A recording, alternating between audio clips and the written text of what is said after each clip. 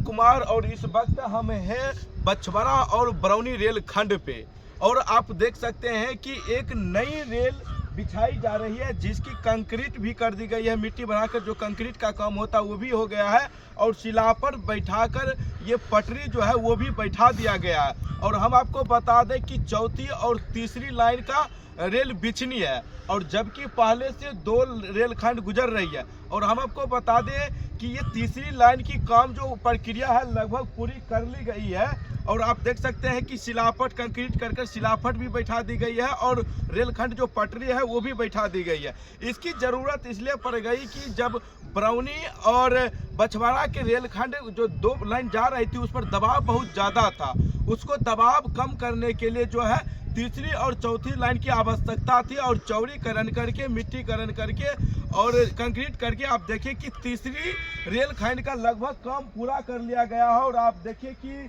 देख सकते हैं कि जो काम था तेजी से हो रही है और उस साइड जब हम जाएंगे तो उस साइड भी चौथी लाइन का काम जो है थोड़ा बहुत चल रही है, लेकिन तीसरी लाइन का लगभग काम जो है पूरी कर ली गई है।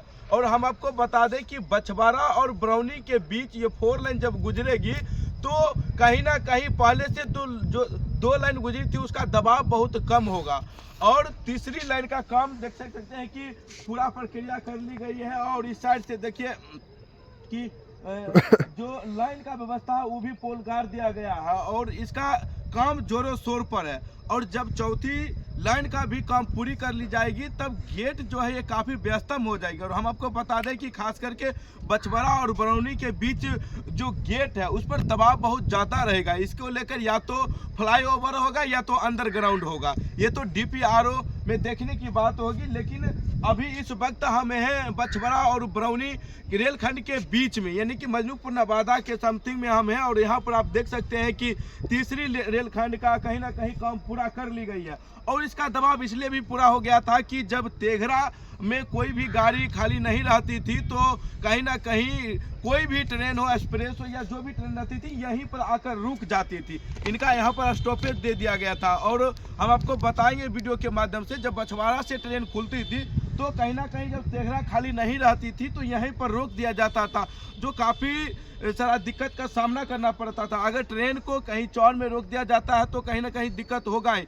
इसी को लेकर काम देखिए कि जोरों शोर पर है और तीसरी रेलखंड का काम कहीं ना कहीं पूरी कर ली गई है। और आप देख सकते हैं कि पहले से 2 लाइन गुजरी थी और इसका दबाव इसलिए भी अधिक हो जाता है क्योंकि बछवाड़ा भी जंक्शन है और बरौनी भी जंक्शन है और ये दोनों के बीच एक मुजफ्फरपुर से रेलखंड आती है और एक सोनपुर हाजीपुर से रेलखंड आती है। और इधर जब हम बरौनी से बात करें तो वो भी जंक्शन ही है, एक बेगूसराय से आ जाती है और एक सिमरिया से आ जाती है। तो कहीं ना कहीं उधर से 2 रेलखंड आती है, दोनों साइड जंक्शन है और इसके बीच काफ़ी 2 रेलखंड पर दबाव बहुत ज़्यादा हो जाता था। इसको लेकर आप देख सकते हैं कि तीसरी लाइन का कहीं ना कहीं काम पूरा कर ली गई है और चौथी रेलखंड का भी काम प्रक्रिया चल रही है। और आप देख सकते हैं कि कंक्रीट कर ये शिलापट भी बैठा दी गई है और पटरी भी बैठा दी गई है।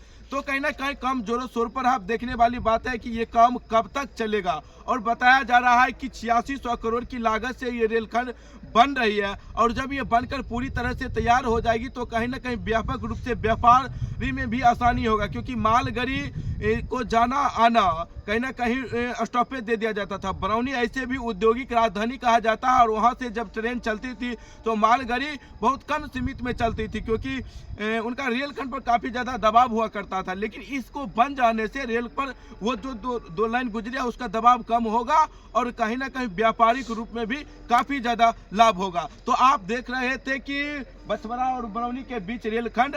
नमस्कार, मैं हूं गौतम कुमार और आप मेरे साथ बने रहिए और देखते रहिए कि ये रेलखंड कब तक बनेगी। और आप हमको जरूर बताइएगा कि गेट है इनके दोनों के बीच उस पर फ्लाईओवर बननी चाहिए या नहीं बननी चाहिए या अंडरग्राउंड बननी चाहिए। बहुत बहुत धन्यवाद।